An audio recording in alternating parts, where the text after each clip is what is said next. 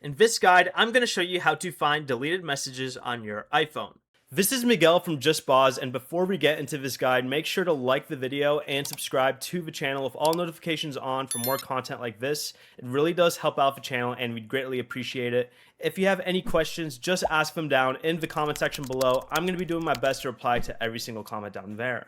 First, open the Messages app, then tap the filters icon in the top right corner and select Recently Deleted. Choose the conversation you want back and tap Recover, or select Recover All to restore everything that is available.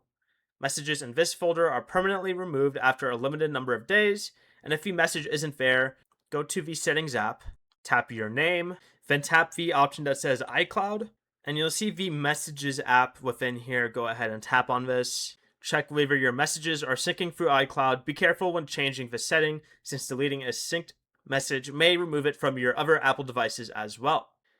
You can also check another connected device by going to the main settings page, scrolling all the way down to apps, searching for messages, then select text message forwarding down here.